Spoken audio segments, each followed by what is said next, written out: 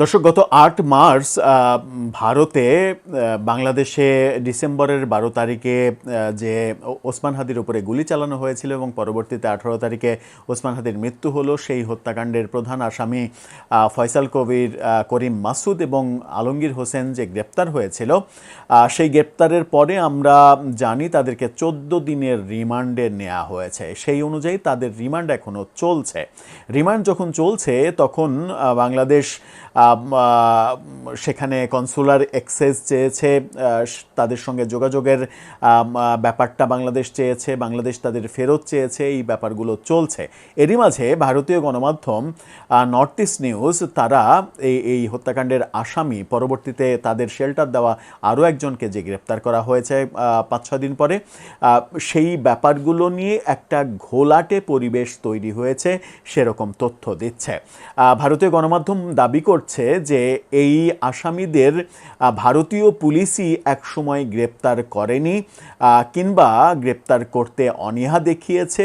এরপরে পশ্চিমবঙ্গ পুলিশ কিভাবে বনগাঁ থেকে গ্রেপ্তার করলো, বনগাঁতে তারা কি করছিল, তাদের শেল্টার দাতারা কে ছিল, শেল্টার দাতাদের কেন কিছু বলা হলো না, ওখানে ভারতে কেন শেল্টার দাতাদের কিছু বলা হলো না, তারা আবার বাংলাদেশে কেন ফেরত আসতে চাইছিল, বাংলাদেশে ফেরত আসলে নিশ্চিত তাদেরকে গ্রেপ্তার হতে হবে এবং মৃত্যুদণ্ডের মুখোমুখি হতে হবে, এই তথ্য জানা সত্ত্বেও তারা কেন বাংলাদেশে ফেরত আসতে চাচ্ছিল, এরকম ঘোলাটে পরিবেশ নাকি তাদেরকে নিয়ে তৈরি হয়েছে, সেরকম তথ্য জানাচ্ছে নর্থ ইস্ট নিউজ। চলুন একটু জেনে দেখি নর্থ ইস্ট নিউজ হাদি হত্যাকাণ্ডের এই প্রধান দুই আসামিকে নিয়ে কি বলার চেষ্টা করছে, যেখানে ভারতীয় পুলিশের দুর্বলতা যেমন উঠে এসেছে, তেমনি তারা কেন বাংলাদেশে ফেরত আসতে চাইবে, এই যে পশ্চিমবঙ্গ পুলিশের বক্তব্য, সেই বক্তব্য নিয়েও একটা ঘোলাটে পরিবেশ তৈরি হয়েছে, সেই তথ্যও দিচ্ছে এই গণমাধ্যমটি। সেই আলোচনাই করবে এই ভিডিওতে। থাকবেন পলিটিক্স টিভির নিয়মিত আয়োজনে।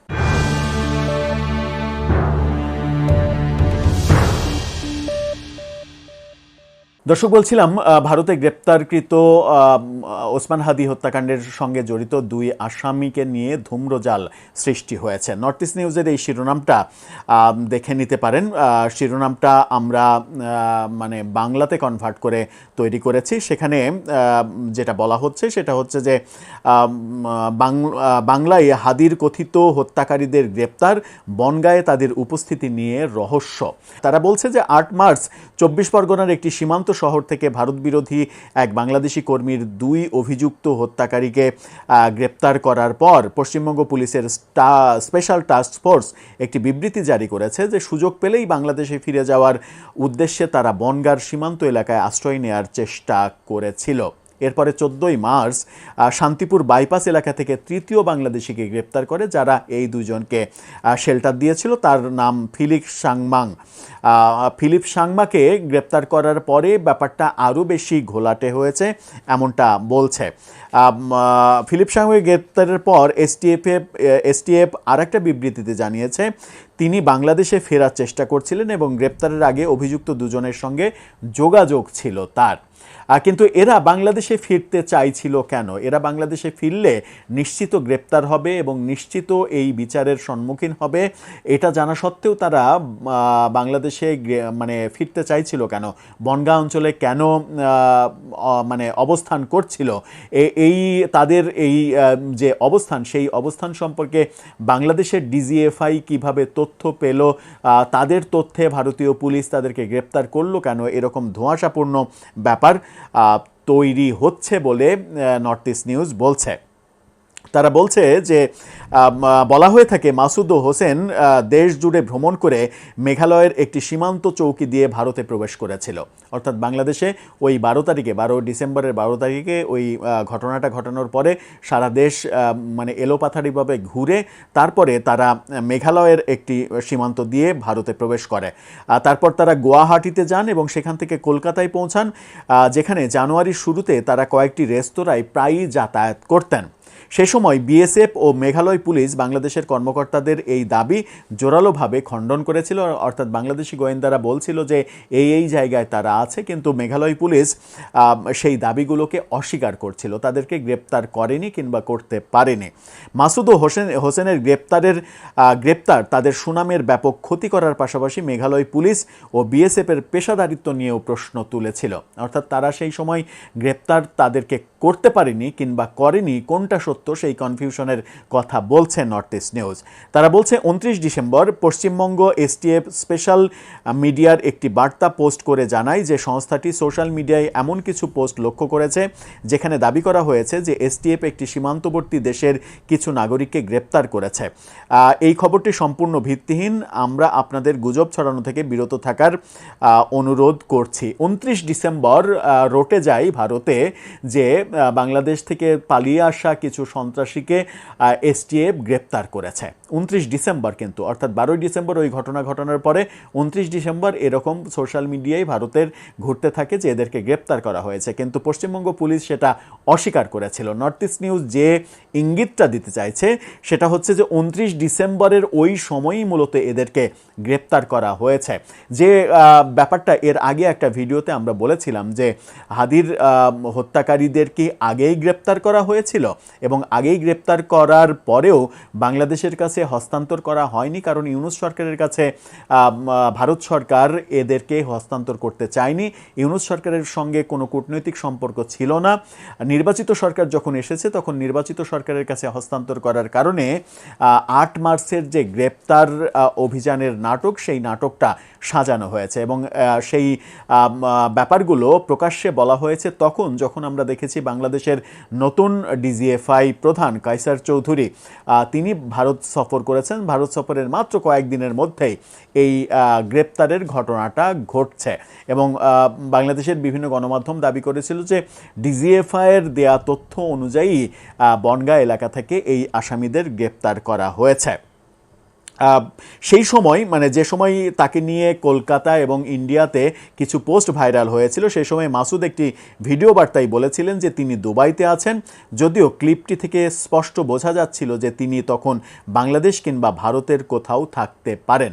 অর্থাৎ ওই যে ভিডিও বার্তা দিয়েছিলেন যে আমি আসলে ভারতে নেই, আমি দুবাইতে আছি, দুবাইতে কিভাবে এলাম, তার পাসপোর্ট টাসপোর্ট ভিসা টিসা এগুলো দেখিয়েছিলেন, সেগুলো পুলিশের চোখে ধুলা দেওয়ার যে একটা চেষ্টা সেই ব্যাপারটা ছিল। আবার ব্যাপারটা কি এরকম যে আমরা সেই সন্দেহের তীরও কি ছুটতে পারি যে ওই ভিডিও বার্তা মূলত ভারতীয় পুলিশের কাছে গ্রেপ্তার হওয়ার পরে সেই ভিডিও বার্তার নাটকটা তৈরি করা হয়েছিল যেন তার অবস্থান নিয়ে একটা কনফিউশন তৈরি হয় এবং ভারত পুলিশ যেন তাকে সুবিধা মতো সময়ে যখন মানে মনে করবে যে এখন পরিবেশ হয়েছে তাদেরকে বাংলাদেশের কাছে হস্তান্তরের, সেই সময়ের জন্য তারা অপেক্ষা করছিল এবং তাকে নিয়ে তিনি ওই আসামিরা ভারতে আছেন এই প্রচারগুলো যেন আর না হয়, সেই ভিডিও বার্তা ওই জন্য দেওয়ানো হয়েছিল। সেই সন্দেহ কি আমরা করতে পারি, সেটাও কি একটা প্রশ্ন। এদিকে 1 মার্চ ডিজিএফআই প্রধান মেজর জেনারেল কায়সার রশিদ চৌধুরী নয়াদিল্লি সফরের পরে 8 মার্চের এই গ্রেপ্তারের ঘটনা আমরা দেখলাম, কিন্তু বনগাঁয়ে মাসুদ ও হোসেনের গ্রেপ্তার সংক্রান্ত অন্যান্য প্রশ্নগুলো অমীমাংসিত রয়ে গেছে। ফোনে যোগাযোগ করা হলে পুলিশের কর্মকর্তারা কনফিউজিং উত্তর দিয়েছেন কিংবা এড়িয়ে যাওয়ার চেষ্টা করেছেন।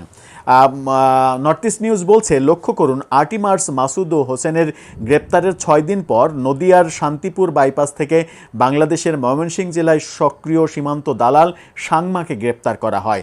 সেও বাংলাদেশে পাচার হওয়ার অপেক্ষায় সেখানে আত্মগোপনে ছিল, অর্থাৎ সেও বাংলাদেশে ফেরত আসার অপেক্ষায় ছিল। এখন প্রশ্ন হলো, হাদি হত্যায় জড়িত থাকার অভিযোগে বাংলাদেশ পুলিশের দ্বারা অভিযুক্ত দুজন ব্যক্তি কেন নিজ দেশে ফিরতে চাইবে, যেখানে তাদের নিমিষেই খুঁজে বের করে ধরে ফেলা সম্ভব হবে?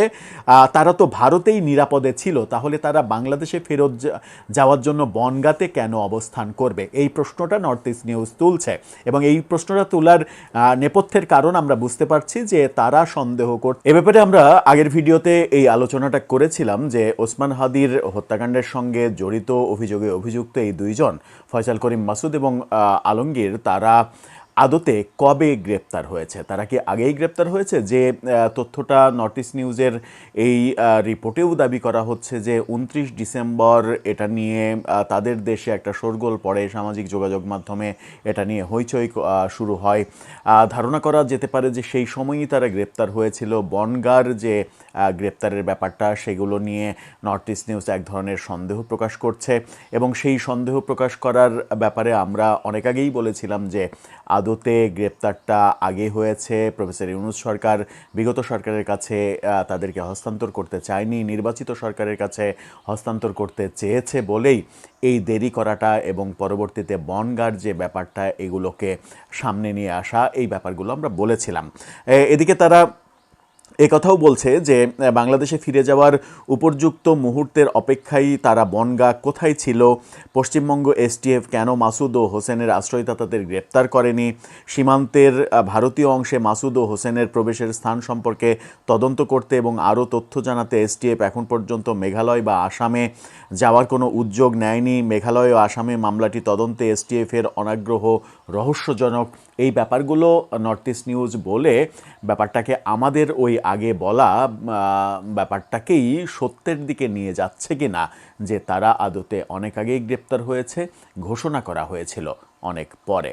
দর্শক, আরও কি জলঘোলা হতে পারে এই ঘটনাকে কেন্দ্র করে, নাকি খুব সহজেই এই আসামিদের বাংলাদেশ সরকারের কাছে মানে হস্তান্তর করা হবে? তার আগে 14 দিনের রিমান্ড শেষে তাদের থেকে কি কি তথ্য পাওয়া গেল সেগুলোও বেরিয়ে আসবে, যেগুলো আমরা জানতে পারবো। বেরিয়ে আসার পরে হয়তো নতুন চাঞ্চল্যের সৃষ্টি হবে। আর এই বিষয়ে আপনার মতামত কি জানিয়ে লিখতে পারেন আমাদের কমেন্ট বক্সে।